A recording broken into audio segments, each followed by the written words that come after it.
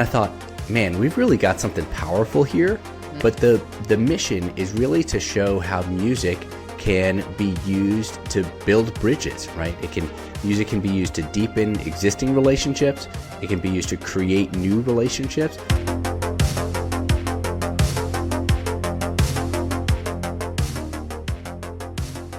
Welcome back to What Do We Do Next? Today's guest is Shaka Mitchell. I am super pumped that you are here. I'm really glad that we got connected through the internet or mutuals. I'm not even really sure how, but I'm so glad that I did. I really appreciate all the work you're doing. And so, give the audience a little background. Shaka Mitchell is a senior fellow at the American Federation for Children. He's based in Nashville. He's a lawyer, facilitator, and national leader in education reform policy, which is super awesome.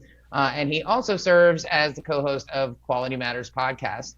He is also the creator of Come Together Music Project, which uses music to find common ground between people from divergent political, ideological, and socioeconomic backgrounds. So let's get into it, because I love all of that. And clearly you have devoted your life to service of others, service of children, bringing people together. And so the first thing I want to ask you is, like, who lit that fire? Where did that all come from, Shaka? You know? Yeah, well, thanks for having me on. I'm looking forward to our conversation.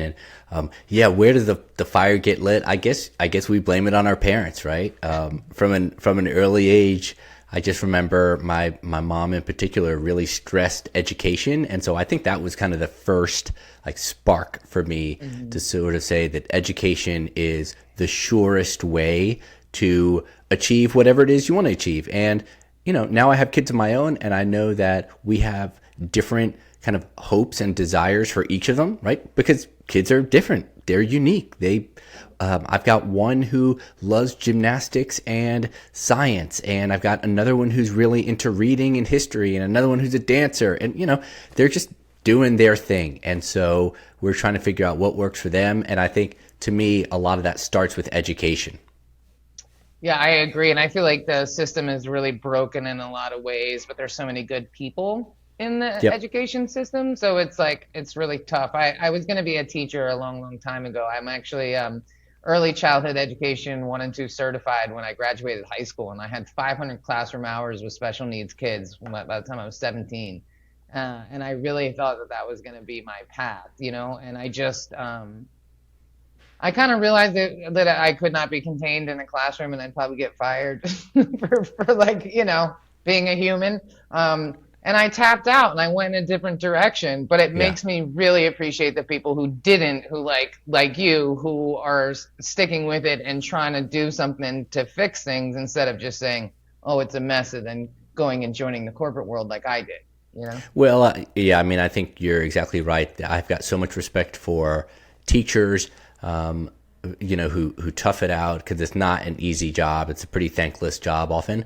But I also think that many of them are frustrated by a system that's frankly doing what it's kind of designed to do. And that is, when you look at a broken system, it's often doing exactly what it's designed to do. And I would say that in the American context, the education system is kind of designed to be, one size fits all, and you're not able to customize very easily. Now that's changing around the country, and so that's pretty exciting to see how now you're seeing teachers start their own schools, and that's really exciting. That's a new movement that's happening in a lot of states. So utmost respect for teachers, but I also want to give them the freedom to innovate as well.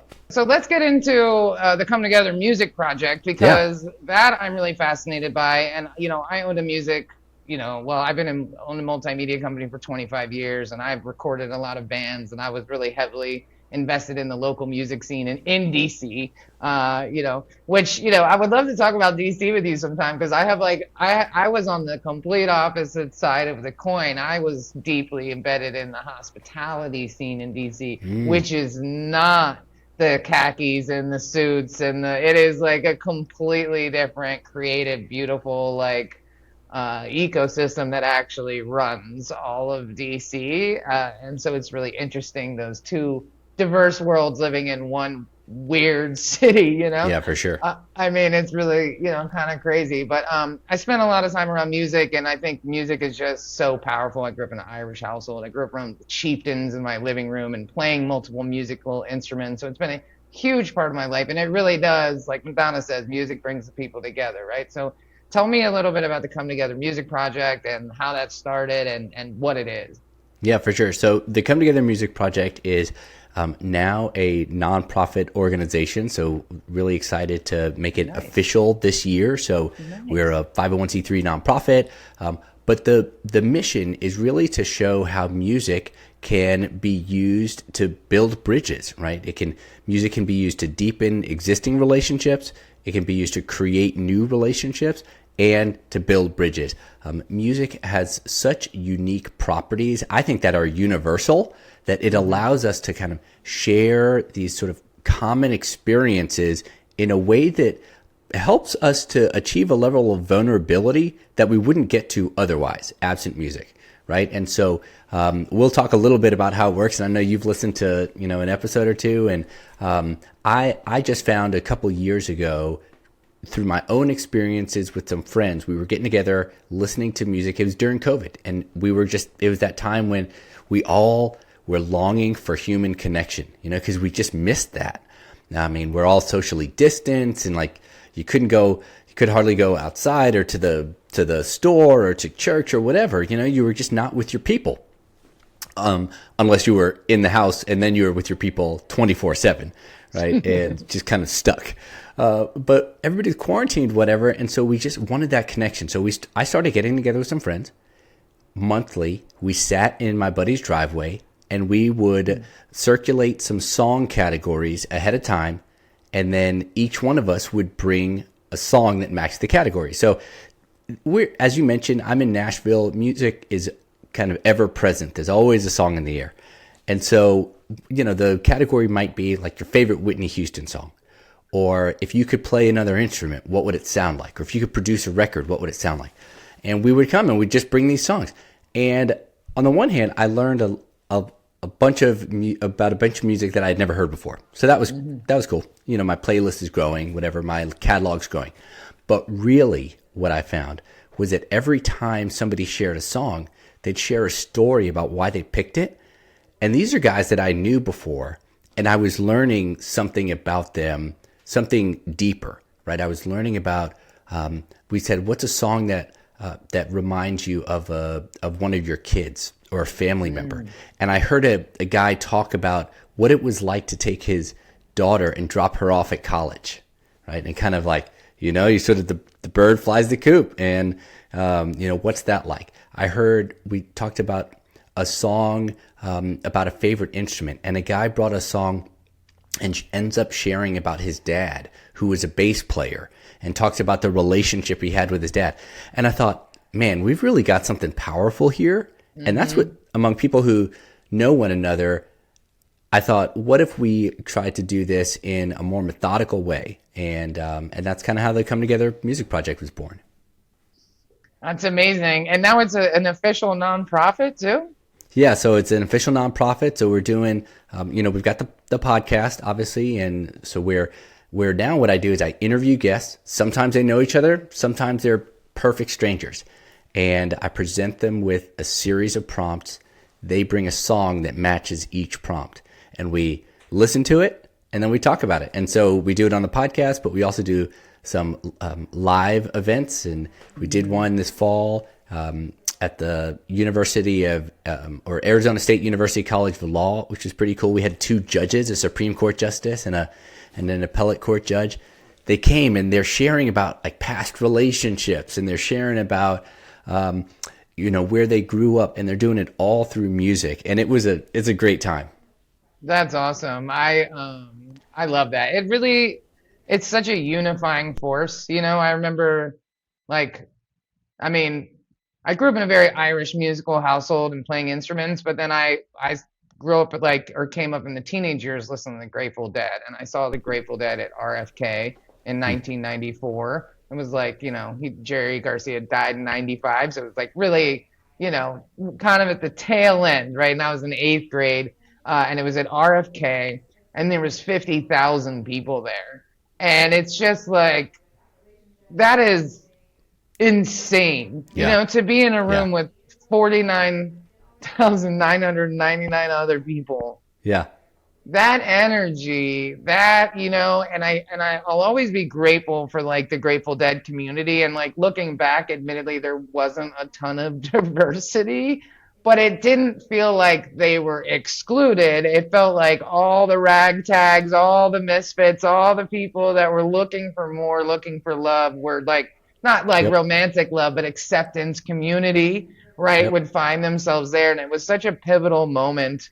Listen to like Bob Marley. Like right now, there's a kid who's discovering Bob Marley for the first time, and Yeah. it's changing his life right now in the That's right. world, That's right. somewhere, No, music it spans generations, right? I mean, so music has been a part of every known civilization, and I think there's a reason for it. I mean, I imagine that when our like first ancestors were doing their hunting and gathering or whatever, it's hard for me to imagine that they were doing it in silence. Don't Right. you have to think that they were humming a tune or something, right? Something. Yeah. I mean, something, because you can't even be in nature without hearing the sounds. And Exactly. music is something that, yeah, like I said, it's been a part of every known civilization. But I think you're onto something with the concert experience. It's that experience when you're with a group of people that something really transcendent can happen, and you don't know these people; these are strangers. And if you were to say, "Hey, how about you get together with 50,000, randos from your city, and you get together and we stick you all in one place, and then everybody sings." You'd say that sounds crazy, Right. except that that's what happens every single night in Nashville, right? Every Right. single Right. night in concert halls around the country, people get together. They have no idea who's standing next to them, Right. and they are belting out songs because it's a shared experience. You don't know what that person's politics are. You Right. don't know what their background is. You don't know their age. You don't know anything about them really, like other than what you can see. Right. And it's an amazing thing. Bob Marley. I mean, think about the example you gave. Even yes. So we watched in my family. We watched the Bob Marley, this recent biopic that was about him. My kids watched it, right? So there you have again, sort of like transferring generations, but also some people come and learn about Bob Marley through, say, like "I Shot the Sheriff" by Eric Clapton, right? Right. They're coming in a Right. totally different way, and still it's the music that's bringing them together. It's pretty amazing. Yeah, it's like when you're at a concert, and I mean, you probably don't do this, but the guy next to you passes you a joint, or you pass the guy, and you're not like, wait a minute, who'd you vote for? You like don't even care. You're like suddenly it's that shared experience, and I think that's so important, right? I think maybe that's part of the pandemic, right? It like really Yeah, took away that, especially with the youth. I feel for the people, the kids that were in that like pivotal socialization for sure. developmental stage right during COVID. I mean, we're all kind of awkward as it is. You know what I mean? We're not, very good. I'll meet people everywhere I go. I meet people online at the grocery store. You know what I mean? That's the kind of person I am. But that's not how everybody is, right? Yeah, Like yeah. it's a tough time. So the Come Together Music Project, what is this something in regards to politics and bringing people together? Because I think that it's like really important right now, but also very difficult. As much as Yeah. I'm like, I want to bring people together, I'm also like, I'm having a hard time forgiving the people that voted for him, or the people that are still cheering this on, right? With like the Rob Reiner comments, like the people who are just so callous about it. Like, I'm really having a hard time. I'm like, push them over the cliff. Like, if this was an Indiana Jones movie, they'd be rolling down that thing. You know what I mean? Like, no mercy, right? Yeah, yeah. None. But like, that's not how we solve things, right? Right. So how, like, what is driving you to do this? And is it more politically motivated than you thought it would be? Not motivated, but or influenced. Like, did you expect that in the pandemic, or are you avoiding that? Yeah, no, it's a great question. I mean, I mentioned kind of part of the origin story was this experience that I was sharing with these friends of mine. But you can't forget that during that same time, this is 2021, It's we things in the country were increasingly polarized, right? sure. You've got a level of polarization that we actually never experienced in our country, maybe since the Civil War, right? And so you've got a situation where people don't even go home to their childhood home for family holidays because they can't tolerate sitting around the dinner table with like blood relatives. And I just thought, boy, that's a tragic thing. You're seeing these relationships fray because of politics or because of we have different opinions about how to protect ourselves in healthcare and just all sorts of things. Right. Little things became Pick a big topic. things. Right. Pick a Masks. topic. Pick a topic. Listen, the who performs at the Super Bowl all of a sudden became like a political Like, a political topic. It's like, what are we talking about? Right. You've Okay. never even watched the Super Bowl, dude. Like, That's what do you right. care? Right. Like, what do you care? That's right. So when everything becomes political, to me, what it means is, frankly, politics has taken on an outsized importance in our lives. And one of the things that it was diminished is that we sort of forgot how to humanize one another. And so one of the things you've seen in recent years is there have been, I mean, not just dozens, but hundreds of groups, so-called bridging groups that have popped up. So like Better Angels and Disagree Better and Listen First and lots of cool projects that are trying to do this work. And I really do think a lot of this has to be like within communities, right? It's hard to talk to somebody, 1,000 miles away and have a meaningful conversation in an ongoing basis. I mean, we're doing it now, but it's hard to scale this. So there are a lot of organizations popping up to do this, and I think that's great. But one of the things that I believe is that it's really still a little too challenging sometimes to jump right into a conversation about politics, right? So even if you say, hey, let's have a civil discussion around the Second Amendment, that's, gun rights in the U.S.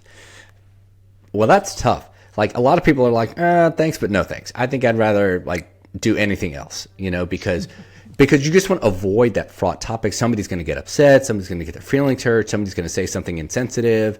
Even if they don't mean to, somebody's just going to be a straight up jerk. Okay, so what do? We avoid it. My thought is that instead of jumping right into that conversation, what if we use music to prime the pump so that we find some common ground that allows us to then have the second conversation, right? So if you and I can have a discussion and we can sort of vibe a little bit about Bob Marley or the Grateful Dead or whatever music we listened to when we were 18 years old. Or let's talk about a song that reminds us of our dad. Even if we don't have a good relationship with our dad, right? We can talk. All of a sudden, when I hear you share, now you're a real person. Now it's hard for me to say, oh, that's not true. That's not true. I could never Fake news. be in a conversation with this person. Yeah, it's Right. That's your story. And so I Right. think music kind of primes a pump so that we can do the more political stuff down the road. I mean, I think that's exactly right. My mom passed away a few years ago, and the politics was always a hot button. And she would say, "This is why we never talk about politics or religion at the dinner table." And I'd say, "And this is exactly how we got here, right? Because we have a communication problem, right? And Well put, yeah. we're seeing like so many opposite sides of the spectrum, but we're being totally manipulated. You know what I mean? It's like the things that some of these Republicans say on social media, they let anybody in, and it's just all this misinformation. And then, Republicans eat babies and drink, children's tears, and then the Democrats want to let every single person in and Right, just right. open the border and It's give just also everybody hyperbolic. free. Yeah. It's yeah. like it's so insulting to our intelligence, but we're not stopping to say, let's compare notes and see how we're both being manipulated first and foremost, right? Totally. And, whatever it takes to get there, because it is tough, man. You know what I mean? It's really tough. It's like, and if you're not able to humanize people, then it's really easy to say, well, lock them up, or, you know what I mean? But it's like, but not my maid, not my guy. He's one of the good ones. Well, you know what I mean? Like, Come Yeah. on, man. You think like Nicaraguan gang members are also house cleaning and doing landscaping and hanging out at Home Depot on the side? Like, Hobbies. you Yeah, know, they have hobbies. Yeah. they have other things keeping them busy than trying to get work. Or, you know what I mean? Like, it's really just like mind-boggling to me. But like, it's difficult, and so I really applaud you because I struggle a lot, especially being in Costa Rica. There's an egregious amount of Trumpers here and social like Hmm. people who hate socialism, and I'm like, but this is a socialist country, and so it's like, where do you even start, Yeah. right? With Yeah. like where how do you even bridge that gap? And Yeah. we try to find common experiences, right? Like the immigrant experience of being here, right? I don't Right. call myself an expat, I call myself an immigrant because I'm like, you know, it's Yeah. nothing wrong with being an immigrant because that's what I am. We don't call Yep. Mexicans expats in America, so I don't think I should call myself one here. Uh, and so you tend to bond together, but it's still really hard to find that it's hard to find that common ground. So what does success look like for you with the Come Together music project, and like how can people support it and be a part of it, because I really do think it's brilliant. You know what I mean? Because I do think at the core, like we all want the same thing. I think we're all just being so heavily manipulated, right? So, what Yeah. is Yeah. the Well, let me speak to one of the things you talked about, which I think is this, what I would call not just media manipulation, but I would say it's even it's more, it's almost a little more pervasive. It's even like a technological hmm manipulation, meaning, we're in such an on-demand culture, right? I mean, I don't know when this will air, but we're recording this and we're like 9 days out from Christmas. And I find myself getting really antsy because there's some things that I've ordered that haven't arrived yet.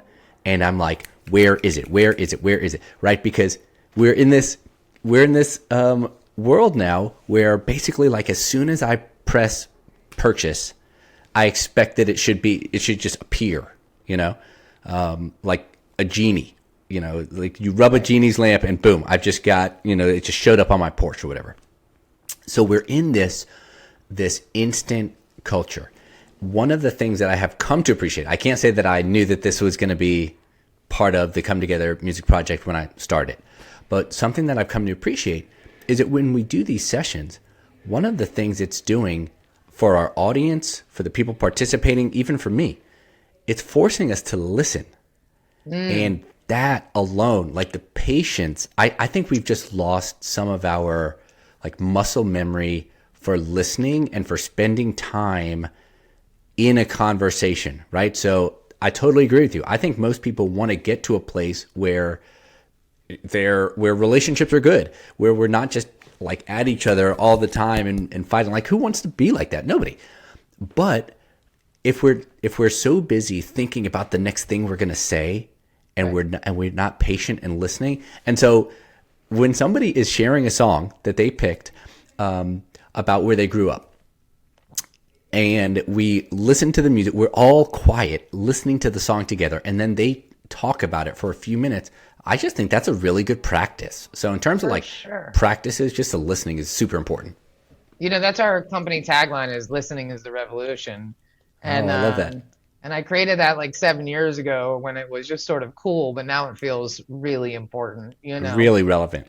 really relevant, right? And admittedly, I'm terrible at listening. Like I am not the one to bridge the gap. Like everyone should have to be like a waiter at some point in their life and a podcast host because it forces you to listen, and you have to think about what you're gonna ask next, not what you're gonna say next, and also listening. It's good, good practice for everybody. But admittedly, I don't do well. I mean, there's times I've called my dad and he said something and I'm just yelling and hanging up the phone, and then I'm like, well, that wasn't great. You know Right, what I mean? right. I didn't do anything with that. And it's like, and so we all need to learn, and so yeah, the practice of just listening and being quiet and humanizing one another, because I do think at the core, like, when you see somebody as a title or a demographic or whatever, gay, trans, black, Yeah, white, whatever, right?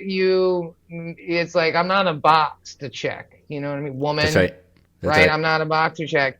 And there's definitely a hierarchy in who gets listened to, as proven on LinkedIn these last few weeks. I don't know if you've seen, but everybody's changing their genders to male and watching their engagement skyrocket, Oh, mine included, 9,000% just by changing my gender to male, wow. I did not know right? that. But yeah, Right? but to your point, it's so reductive, right? And the risk is that if we're not listening to the full story, right, then we're going to reduce people to whatever is simplest for us to evaluate quickly. And so I look at Right. you and I go, oh, yeah, I get it. White woman. I know the story. Right. False. False. Right. That could not be further from the truth, right? Right.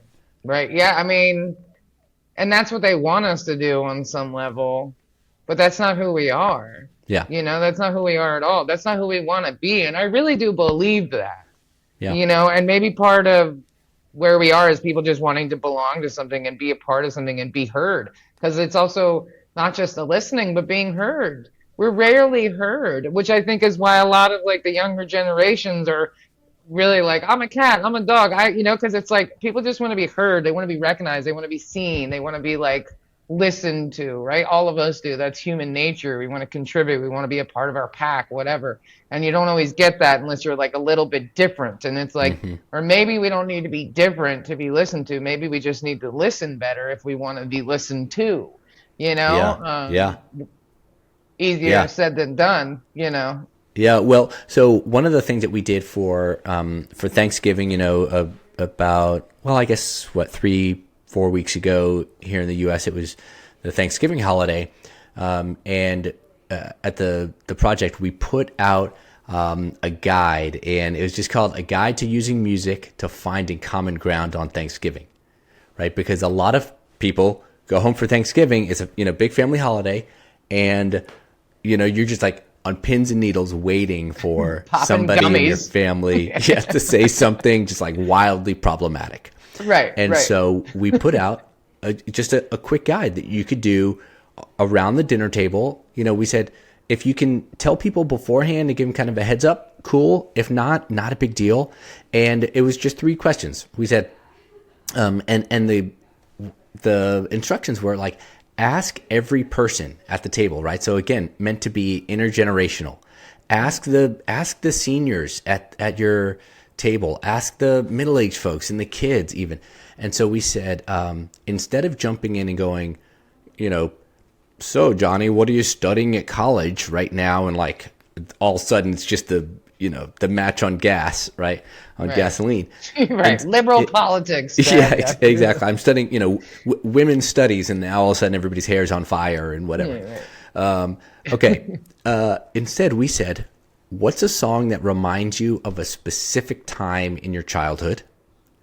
Right. Then we said, what's a song that reminds you of a friend, past or present? And then the last one is we said, what's a song that puts you in a good mood? Because we wanted to, let's end on something positive. And music really does that too, right? Music Yeah. I know for me personally, music can really affect my mood. It can sort for of lift me up sometimes.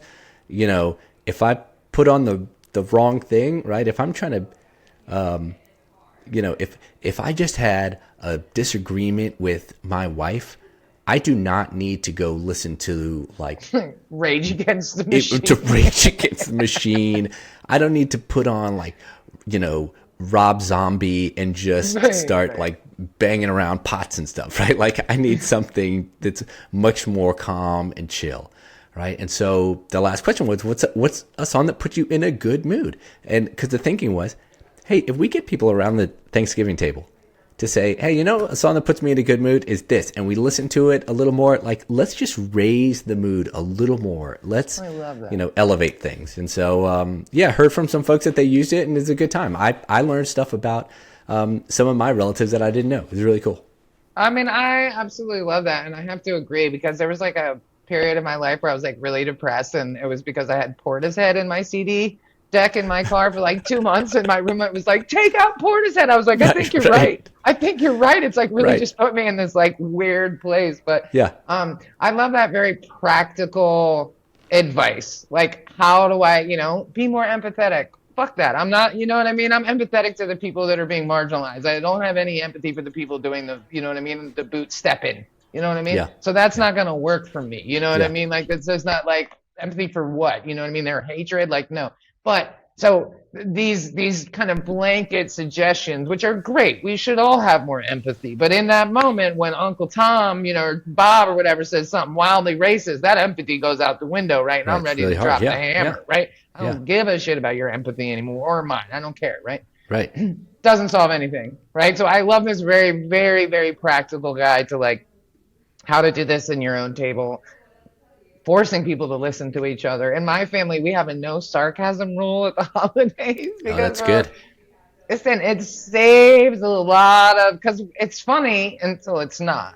And then Right. That's right. somebody's really hurt. And we're Irish and Catholic, so we're pulling stuff from like second grade. Like, remember when you know what I mean? Like, we're Listen, I have teenage girls, ruthless. so yeah, we can cut pretty deep here, Yeah, around the and table. Yeah. it's funny till it's not, and then it's not, right? And so we just have like, rules of engagement. But I like this better because it's not just how to avoid, it's how to go deeper, how to humanize one another, because at the end of the day, I think a lot of the stuff that this older generation is like, oh, trends, or, it's like, because I don't think they ever really felt heard or seen their whole lives, and they did everything they were supposed to, and they fit in this mold. And then you show up and you don't follow any of the rules, and you're getting this stuff. I think it's really like deep-seated anger and animosity of Mm. like getting jammed up by the system. How many people work their whole lives just for their pensions to go bankrupt or whatever? Like, and so I think that's resentment. I mean, I saw that in the older generation with women. A lot of women my mother's age raised me to be wildly independent, Hmm. hated me for it, resented every single one of my independence, freedoms, ability to move around, not have salary jobs, even though she raised me to be that way.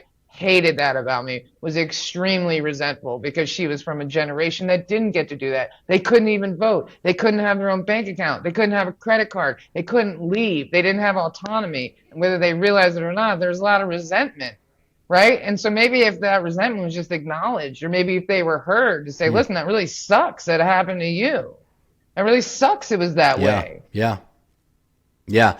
But, You're you making me know, think about how I would try to get to that if I was to ask a question about music. One of the categories that we've got in kind of our bank is a song that a song about a community that you're a part of, right? And that might be, right. You might do that along gender lines. You might do that along racial or ethnic lines or geography right, or whatever, right. and sometimes what I find is like using someone else's art form, it actually helps us process a little bit, and you know to no one's surprise, these artists put it better than we might have ourselves, Yes, silly right? songwriters. They're so Yeah, good at these that. Yeah, songwriters turns out they're pretty good at what they do, yeah. and so that can be really really helpful because again, if you said if I said to you, I mean, you might be able to do this because you've been in the arts community, but if I said to most people, hey, write a song, you write a song yourself about being a woman, that's a daunting task, right? Right. Now, if I said to you instead, hey, take a little bit and think about a song that's about the experience of being a woman. Now that maybe you could come up with, right? You could probably For come up with sure. half a dozen of them, For and sure. it might change from week to week when I ask you, and so you can kind of latch on to somebody else's expression and share it in your way, and then it allows you to tell a story. It allows me to listen and learn more about you in a way that's not threatening. Again, I think there's a lot of real benefits that come from how we do it. I love that. I went to a women's retreat like last year. One of my clients was doing it in Costa Rica. So she was like, why don't you come? And I was like, I'm not really like a woo woo. I don't have the yoga pants. I don't have the, you know what I mean? She was like, Yeah, just come. And so much of it was just breathing, which it just had like not having your phone around you and nobody bothering you, just breathing for 30 minutes. Like it's that's wild how enough. Yeah, yeah, effective that can be. And then it was a lot of journaling, and it was like, what kind of woman do you want to be? Like, spend some time writing down what yeah, kind of a man you want to be. I mean, that it's yeah. pretty deep. And It then we is. would share. every woman would share. And it was just like, I mean, we all had such love and empathy for one another. It was like all of us could find common ground, bad moms, bad dads, drug abuse, whatever, right? Like there's Sure. like even in, women I'd never met before, there was this like immediate common ground in sharing those stories. And that was a lot deeper. You know what I mean? That's a heavy statement. What kind of woman do you want to be, right? Like, wow, I've never actually, really thought about that. Yeah. Um, Yeah. Yeah. but the music, it's like a lighter, because you ask everybody at Thanksgiving what kind of man they want to be. They're going, a drunk one, right? You're not going to get the right. Right, right, and it's not feasible to take everybody to a retreat in Costa Rica just on the No, it was, yeah, we'd very love it if unattainable. Yeah. yeah, if anybody wants to invite me, I'm all ears, and I'd love to put that on my list. But it's much more accessible to do it this way, and yeah, so I'm excited about what's coming up. We've got an event coming up here Nice.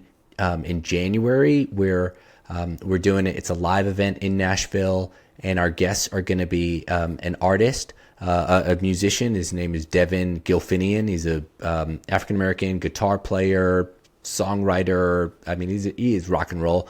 And Nice. then the other guest is the mayor of Nashville, Okay. Freddie No big deal. O'Connell, and so these are two folks who, to my knowledge, don't know one another, and we're gonna see what we can learn about these two, and in the process, I think the audience is gonna see how they could do this, frankly, with their own family, with their coworkers, neighbors, whatever. I think it's an excellent bridge. Bring people back together a little bit, humanize them, listen to one another. I mean, what a great project.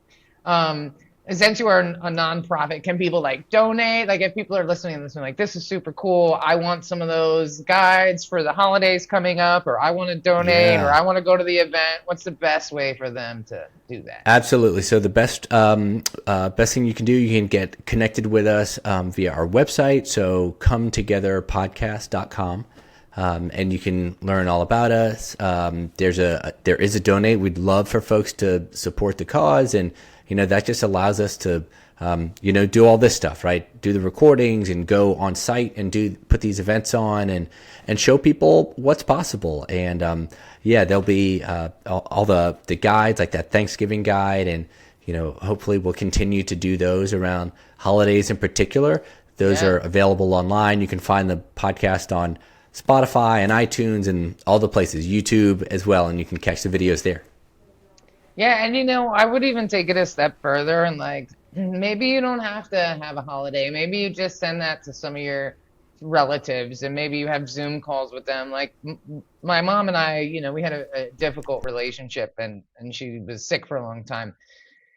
The last couple of years, just in and out of the hospital. And I took her to my recording studio in DC. I had a beautiful recording studio in Castle Mansion in DuPont Circle at the Hyrick Yeah, House Museum. I don't know if you remember it, very but cool. I brought my mom there in a wheelchair, and we sat down for 6 hours, and I just asked her a ton of questions and recorded it all in my podcast studio. And I haven't had the nerve to listen to it again because she's no longer here, and it's just a Mm, lot. But I really wanted to get that information, and now that legacy will live on, and I can listen to it again. And so that could even be cool, like maybe do a Zoom with your relatives, or I love that. record it and listen to it later, share it with other family members, like because like if like we're never going to like fix the problems outside if we don't fix them in our home first. Yeah, And yeah, a lot of white people are just avoiding it, which like I am not. I, have had some very tense conversations with my father, but they have been productive and they have elicited change and they have actually brought us closer, great. where my brothers are like, we only talk about sports, but they're very conflicted and they want to talk. And so I'm like, listen, sometimes when you talk, your family falls apart, but sometimes when you talk, you get closer. And I'd rather be the person that tries to bring us closer than Yeah, just like pretend it's not happening, yeah, especially white people. We really like lucky us to have the privilege to just not talk about it at home when the reality is a lot of our parents are contributing to these programs and systems, literally donating. Somebody's got to take the first step, right? And so somebody's got to, I mean, if we're going to come together, somebody's got to take the first step and say, hey, here's, I am willing to not just have the conversation, but also willing to listen. And which doesn't mean that we have to reach consensus, but I think there's a lot of value to staying in the conversation so that we can then earn the right to be heard. Amen. Earn the right. I love that. Well, listen, Shaka, I love everything you're doing. I'm going to make a donation, listen to more episodes. Happy to support you in any way that I can. And especially, like, I think as a black man in America, the fact that, like, you're working so hard to bring people together and working to fix our education system and working with kids, like, I really respect and appreciate and value that because, the system hasn't always been kind to you. And I love that you are still trying to fix it and make it better and bring people together. And I think that says so much about who you are as a human on this planet. So thank you. Well, I appreciate it. Thanks for having me on. It's great to hang out for a little bit and talk about this project. Absolutely. Absolutely. Well, thank you for your time. Thank you for listening, everybody. Go check out the Come Together Music Project. Make some donations, tell a friend, print that holiday guide. What a better way to spend your Christmas. Everybody's got Bluetooth at home. Everybody's going to have the TV on instead of going on YouTube and finding nothing but AI slop, which is crazy, by the way. Don't Google YouTube Christmas music on YouTube or you will literally feel like fear for our entire society. So instead of that, do the Come Together Music Project exercise, learn about your family members, share some good music, pass the aux cord at home, right? And have a better holiday. Thank you for tuning in, and we'll check you on the next one.